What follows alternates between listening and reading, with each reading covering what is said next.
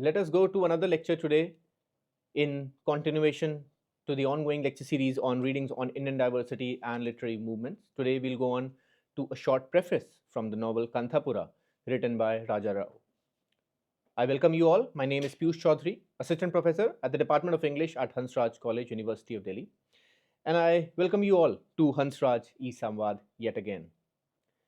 Today, Indian writers writing in English has become a huge literary space, I would say a literary canon in itself. Today, Indian writers writing in English have uh, gained widespread recognition. They have won multiple accolades, multiple awards at the international level, and have taken Indian ethos, Indian sensibility to the Western sphere and the Western culture. But why were they able to do so today in 2026 as we speak? This is because in India, today, writing in English, Indian writing in English has garnered huge amount of acceptability. And I would say that it would not be an overstatement if I may emphasize by saying that it was initially Raja Rao, who initiated this debate and who has played a very vital role in the emergence, in the dissemination, and the widespread popularity of Indian writing in English today in 2026 as we speak. Therefore, under the light of this statement which I just now made, uh, it is extremely crucial and important to read this preface and to go back to this preface to the novel Kanthapura to understand how IEL or Indian English literature faced certain challenges and yet it emerged victorious, and today it has garnered huge amount of respect all over the world. This is the importance of this preface by Raja Rao. So this unit basically contains two parts. First is the short excerpt, this unit in your syllabus. First, it contains a short excerpt from the preface to Kanthapura, and secondly, it will be a short excerpt from the novel Kanthapura itself, right? And both, as we know, are written by Raja Rao, the famous Indian English novelist himself. So in this excerpt, we see how the author, first let's talk about the excerpt to Kanthapura. In Kanthapura, here the author captures the original language in which this novel was written, and that is Kannada. He captures the originality of that language even when he himself translated it and even when he wrote it in English. The novel Kanthapura in totality is remarkable for, firstly, for infusing Kannada symbols, Kannada's cultural symbols in English language. When we talk about translation into English and when we talk about Indian literature written originally in English, there is always this controversy regarding their authenticity and whether literature written in English is authentic or not. If you remember M.K. Naik's essay, which we discussed in the previous lecture, the playlist will be given to you. You can go and watch that out, right? There are several critics also who believe that Indian literature written in English is not authentic, it's not genuine.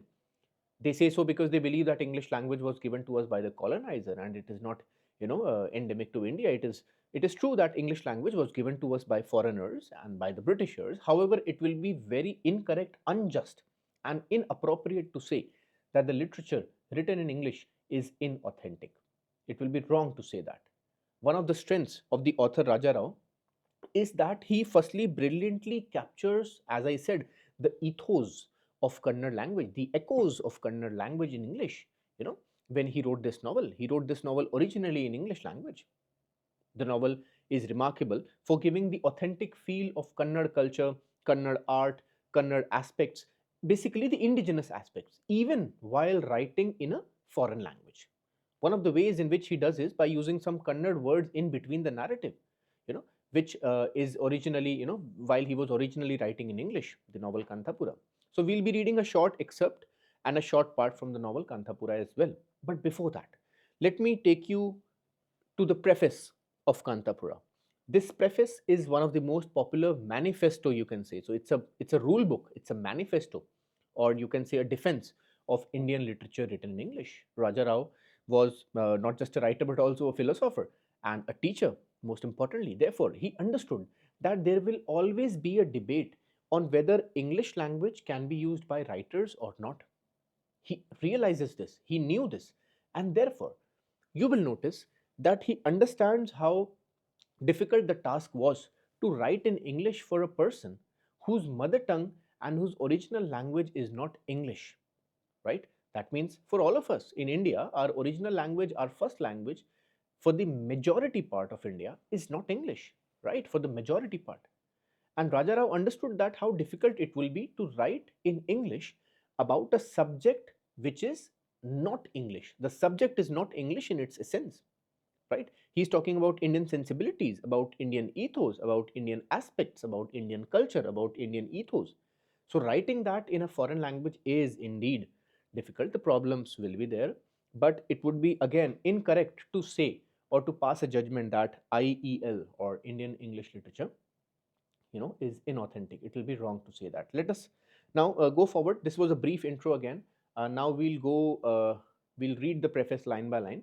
It's an extremely short preface, and look at the very first two lines of your syllabus, which are very popular and which forms the basis of our arguments today. He says, Raja Rao says, the telling has not been easy. One has to convey in a language that is not one's own, the spirit that is one's own. So therefore, Raja Rao understands how difficult it is to write and to convey something in a language that is not one's own. But at the same time, he says that English is not really an alien language. He says that English should not be hated. But at the same time, we also have to understand that we should not blindly imitate the Western writers and the Western methods and the English writers, right? How can we say so? We can say so by these lines, which I am quoting now. He says, we cannot write like the English. These are very important lines. We should not.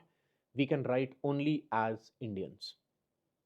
So therefore, even though he is writing in English, the author Raja Rao is defending his own individuality and is defending his own class of writers who are originally writing in English. Hence, this preface is important for all students of English literature, because inevitably the students who are reading English literature, they will be reading some parts of Indian literature as well. And now with the coming of the National Education Policy 2020, that is NEP, we will see greater inclusion of Indian and Asian literature, which are more close to us than English, British, Australian, American or other forms of literature. Therefore, this preface to Kanthapura is important because Raja Rao says that we should not imitate the West, we should not imitate the English, we should not imitate the English writers. We should write only as Indians. And it is very much possible to write about Indian ethos, Indian sensibility, Indian culture in English language. It is possible. The task is difficult, but it is doable. This is exactly what Raja Rao is trying to say here. He understands that the task is difficult because, if you look at the next paragraph now, he talks that there are certain problems in, writing about Indian topics. And what are these problems? These problems are something that he has mentioned below. Look at these lines now. He says, after language, the next problem is that of style. The tempo of Indian life must be infused into our English expression, even as the tempo of American or Irish life had gone into the making of theirs. Now, why are these lines important? These lines are important because Raja Rao has tried to do exactly this in the novel. He says that there are two major problems. Firstly, it is the language, which we are discussing in this lecture, that is English, of course. And the second is the style, because it is difficult to infuse Indian ethos and Indian life into English language. However, as the readers read the entire novel Kanthapura, this is the preface that we are reading, but when we read the entire novel Kanthapura, Raja Rao has done exactly this in the larger novel, right? And as students, must be knowing, we also have a short excerpt from the novel Kanthapura prescribed in our syllabus, to which I will be coming in the very next few minutes. Just wait. And even in that excerpt to Kanthapura, you will realize that Raja Rao has infused the tempo of Indian life into English expression, that is in the English language, that he has used to write this novel Kanthapura.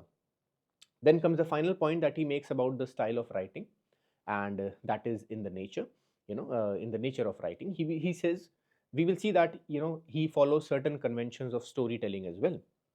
And at the same time, he is also following certain conventions of storytelling, and these conventions of storytelling are mentioned by him in the preface to Kanthapura.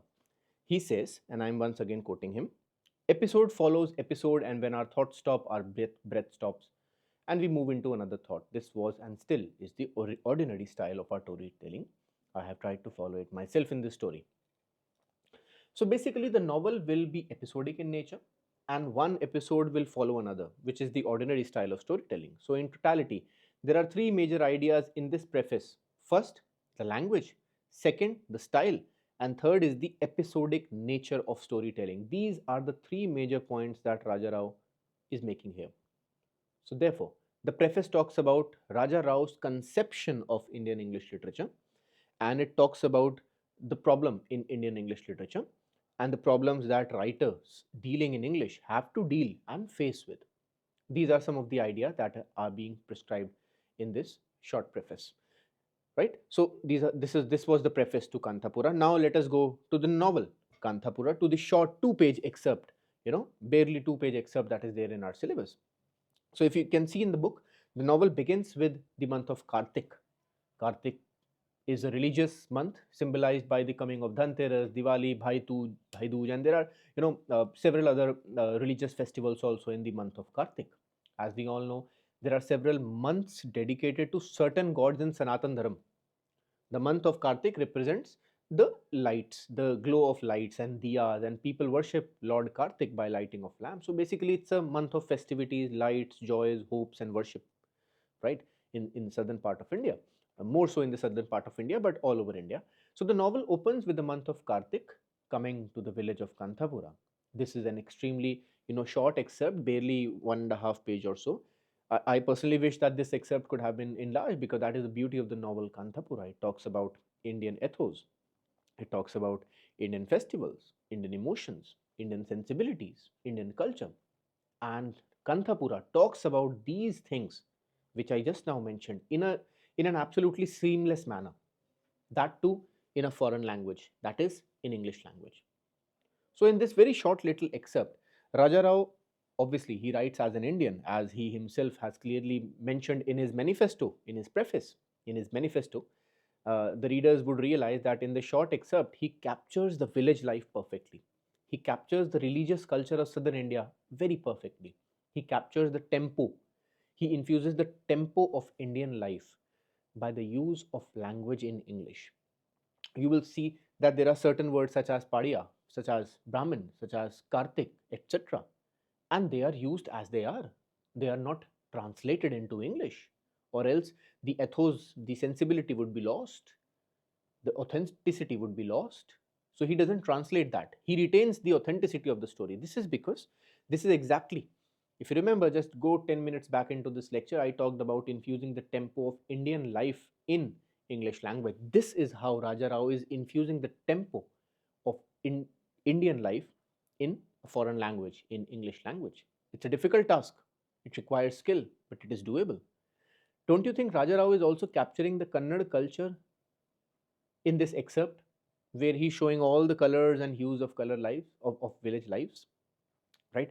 He's showing the colors of festivities, he's showing the various aspects of the Kartik month, the religious festival, the Kartik season, and so on and so forth. So in this short excerpt, he has somehow managed to infuse Indian sensibilities in English language.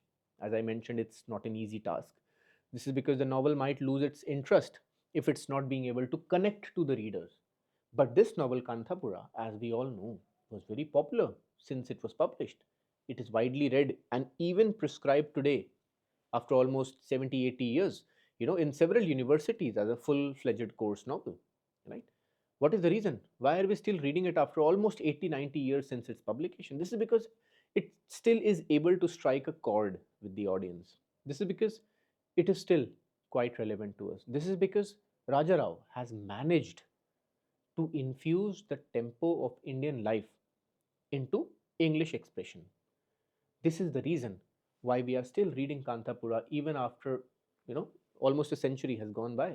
It'll, and we'll still keep reading this novel for generations to come.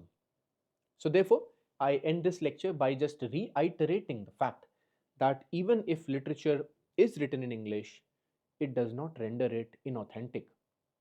But this is possible only if the writer is able to connect with the masses and is able to engage the masses and the readers and bring about what you can say canonical shifts in literary, in novel writing, in socio-literary historical analysis. If he is able to bring about canonical shift, do you think Raja Rao has been able to bring about a canonical shift? Undoubtedly. That is why he is undoubtedly one of the greatest novelists emerging in the post and the pre independence India. And any student reading English literature, any student pursuing studies in English literature or even in Indian literature will at some point of time come across this excerpt by Raja Rao. It is that important. As I mentioned, it's kind of a manifesto to Indian writing in English. With this, I will come to the end of this lecture, and I hope the readers were able to understand some critical ideas emerging from the preface to Kanthapura, and also they were able to understand how Raja Rao initiated a significant debate on the use of English language by writers in India. I will see you in another lecture in a while. Please stay tuned at Hansraj e-Samvaad. I'll come again with more such lectures. Thank you. Goodbye. Jai Hind.